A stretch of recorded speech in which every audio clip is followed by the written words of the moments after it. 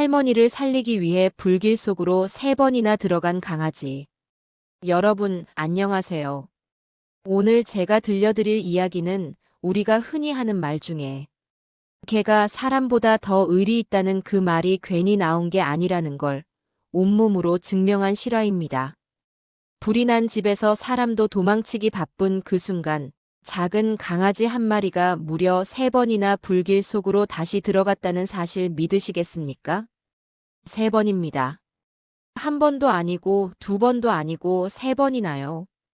이 이야기는 지난 2019년 가을 경상북도 어느 작은 마을에서 실제로 일어난 일입니다. 소방서 기록에도 남아있고 동네 이웃들이 직접 목격한 사건이기도 합니다. 오늘 이 이야기를 듣고 나시면 여러분도 아마 이렇게 생각하실 겁니다. 사랑이라는 게 말이 통해야만 전해지는 건 아니구나. 그럼 지금부터 할머니와 몽실이의 기적 같은 이야기를 시작하겠습니다. 72세 김복순 할머니는 마을에서도 유명한 분이셨습니다. 왜냐하면 비 오는 날이면 우산도 없이 길에 나가서 떠돌이 개들과 고양이들에게 밥을 나눠주시는 분이었기 때문입니다. 동네 사람들은 복순이 할머니는 사람보다 짐승을 더 챙긴다고 농담처럼 말하곤 했습니다. 그런 할머니 앞에 어느 날 몽실이가 나타났습니다. 몽실이는 그 중에서도 가장 상태가 안 좋은 아이였습니다. 오른쪽 뒷다리가 절뚝거렸고 한쪽 귀는 누군가에게 물렸는지 찢어져 있었습니다. 털은 군데군데 빠져 있었고 눈빛은 사람을 향한 두려움으로 가득 차 있었습니다. 사람만 보면 꼬리를 말고 도망치던 아이였죠. 하지만 할머니는 포기하지 않으셨습니다. 매일 같은 시간 저녁 6시만 되면 마을 입구 느티나무 아래에 앉아서 작은 스테인리스 그릇에 밥을 담아 놓으셨습니다. 몽실이가 오지 않아도 비가 와도 할머니는 그 자리를 지키셨습니다. 한 달이 넘게 그렇게 하셨습니다. 그러던 어느 날 저녁 몽실이가 처음으로 할머니 발치 가까이 앉았습니다. 여전히 경계하는 눈빛이었지만 그래도 앉았습니다. 그래, 이제 우리 식구 하자. 할머니는 혼잣말처럼 조용히 그렇게 말씀하셨습니다. 손을 뻗지도 않으셨습니다. 그저 말만 건네셨죠. 그날 이후 몽실이는 단 한 번도 할머니 곁을 떠난 적이 없었습니다. 할머니가 밭에 가면 따라가고 할머니가 집에 들어오면 문 앞에서 기다렸습니다. 밤에는 항상 할머니 방 앞 마루에서 잠을 잤습니다. 그렇게 1년 반이 흘렀습니다. 몽실이의 털은 윤기가 흐르기 시작했고 절뚝거리던 다리도 조금씩 나아졌습니다. 동네 사람들은 이렇게 말했습니다. 저 개가 복순이 할머니 만나서 복 받았네. 하지만 진짜 복을 받은 건 할머니였습니다. 사고가 난 그날 낮 몽실이는 유난히 이상했습니다. 할머니가 평소처럼 밭일을 나가려고 신발을 신으시는데 몽실이가 갑자기 문 앞을 막아서며 계속 짖었습니다. 꼬리를 세우고 귀를 쫑긋 세운 채로요. 할머니는 웃으며 말씀하셨습니다. 왜 그래, 몽실아? 오늘은 나 따라가기 싫어. 하지만 몽실이는 멈추지 않았습니다. 평소와 달리 낑낑대는 소리를 내며 할머니 앞을 왔다 갔다 했습니다. 그리고 또 하나, 평소엔 절대 안 하던 행동을 했습니다. 아궁이 앞으로 가서 낑낑대며 할머니를 쳐다본 겁니다. 할머니는 그때 이렇게 말씀하셨습니다. 왜 그래, 너도 불 무서워? 괜찮아, 할매가 조심할게. 그때는 그 행동이 이렇게 큰 의미가 될 줄 아무도 몰랐습니다. 할머니는 결국 밭에 다녀오셨고 저녁에는 평소처럼 TV를 보시며 국을 데우셨습니다.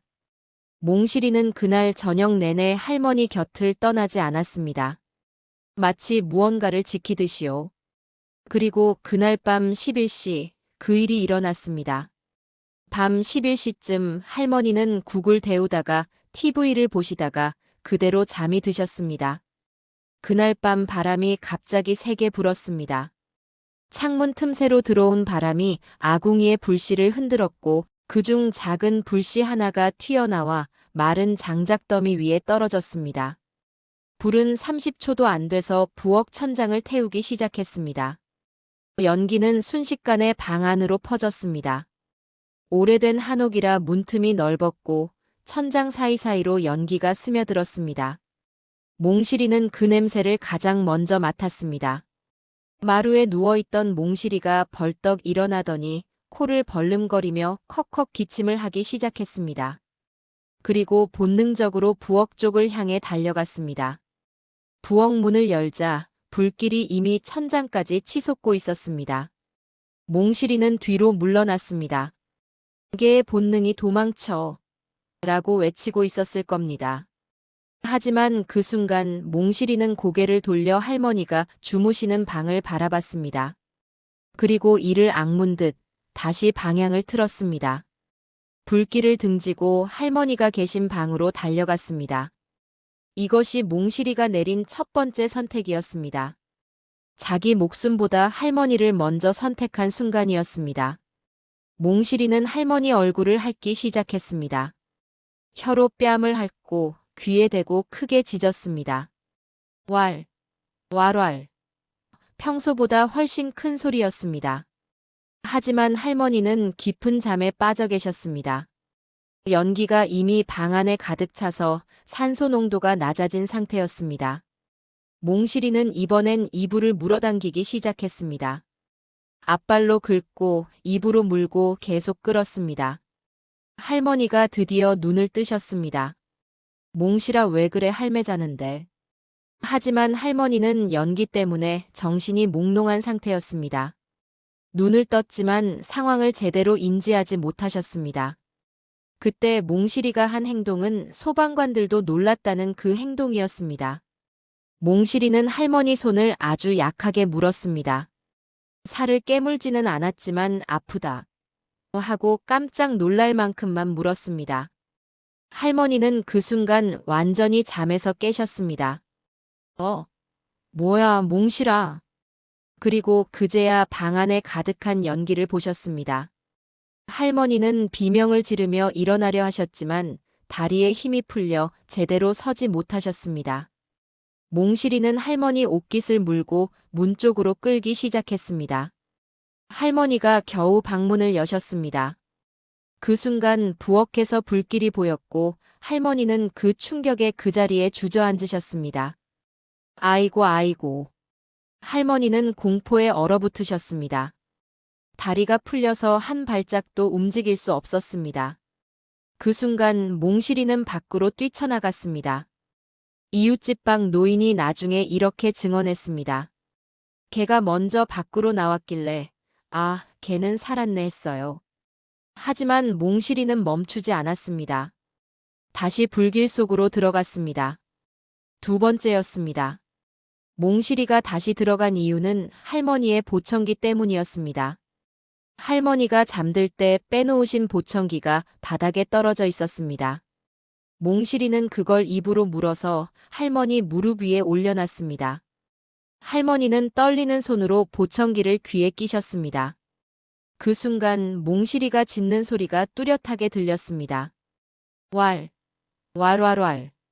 그제야 할머니는 상황이 얼마나 심각한지 깨달으셨습니다. 할머니는 나중에 이렇게 말씀하셨습니다. 보청기가 없었으면 나는 그 자리에 그냥 앉아 있었을 거예요.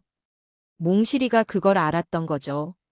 몽실이는 할머니 옷깃을 물고 문 쪽으로 끌었습니다. 하지만 할머니는 여전히 다리에 힘이 풀려 한 발짝도 못 움직이셨습니다.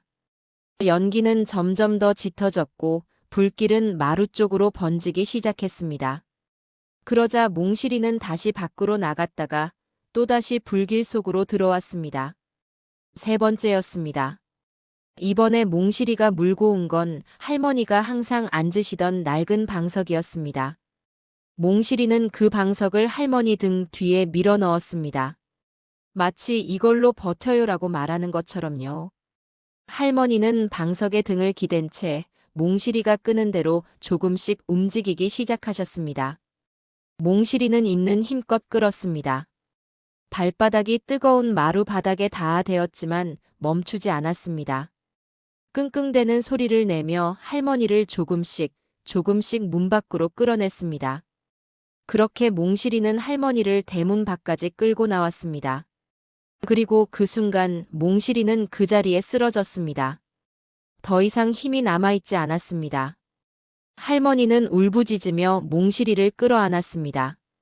몽실아, 몽실아, 정신 차려. 이웃들이 달려왔고 119가 출동했습니다.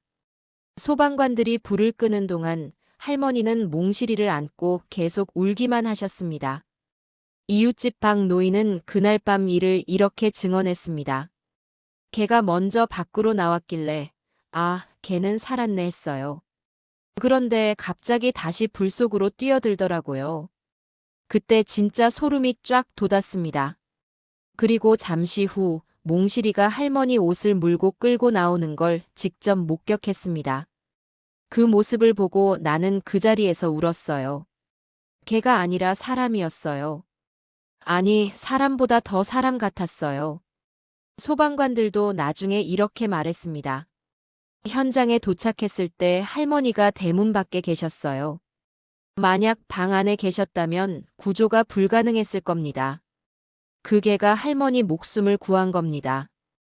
동네 사람들은 지금도 그날 밤 이야기를 하면 눈시울을 붉힙니다. 할머니와 몽실이는 응급실로 이송되었습니다. 할머니는 연기 흡입으로 인한 경미한 호흡곤란 진단을 받으셨고 다행히 큰 부상은 없으셨습니다. 하지만 몽실이의 상태는 심각했습니다. 동물병원 검사 결과 몽실이는 다음과 같은 진단을 받았습니다. 내 발바닥 모두 2도 화상, 연기 흡입으로 인한 폐 손상, 극심한 탈진 상태. 수의사는 이렇게 말했습니다. 조금만 늦었으면 장기 손상이 왔을 겁니다. 이 정도 연기를 마시고도 살아있는 게 기적입니다. 그 말을 들은 할머니는 병원 바닥에 주저앉아 몽실이를 끌어안고 계속 울기만 하셨습니다. 내가 널 살렸다고 생각했는데 내가 나를 살렸네 미안해 몽실아 고마워. 몽실이는 할머니 품에 안겨 작게 꼬리를 흔들었습니다. 몽실이는 2주간의 치료 끝에 회복했습니다. 발바닥에 약간의 흉터가 남았지만 다행히 걸음걸이에는 문제가 없었습니다. 할머니는 새 집으로 이사하셨고 몽실이는 여전히 할머니 곁을 지키고 있습니다. 하지만 한 가지 달라진 게 있습니다. 몽실이는 지금도 할머니가 잠들면 방 안에서 자지 않습니다. 항상 출입문 바로 앞에서 몸을 웅크린 채 자고 있습니다. 마치 또 불나면 내가 먼저 깨야 해라고 생각하는 것처럼요. 여러분, 이게 단순한 개의 본능일까요? 아니면 사람보다 더 깊은 사랑의 형태일까요? 몽실이는 말은 못하지만 자기 목숨보다 할머니를 먼저 선택했습니다. 3번이나요. 우리는 살면서 얼마나 많은 말을 하고 살까요? 사랑해, 고마워, 미안해 하지만 정작 중요한 순간에 우리는 그 말을 행동으로 옮기고 있을까요? 몽실이는 단 한마디 말도 하지 않았지만 온몸으로 사랑을 증명했습니다. 할머니는 지금도 몽실이를 안고 이렇게 말씀하신다고 합니다. 너는 내 강아지가 아니라 내 생명의 은인이야. 이야기를 마치며 오늘 이 이야기가 여러분 마음에 작은 불빛 하나라도 켜줬다면 좋겠습니다. 몽실이의 용기는 우리에게 이런 질문을 던집니다. 내가 사랑하는 사람을 위해 나는 무엇을 할 수 있을까? 사랑은 말이 아니라 행동입니다. 몽실이가 그걸 우리에게 가르쳐 주었습니다. 이 이야기를 듣고 계신 여러분 모두 오늘 하루도 소중한 사람들과 따뜻한 시간 보내시길 바랍니다. 감사합니다.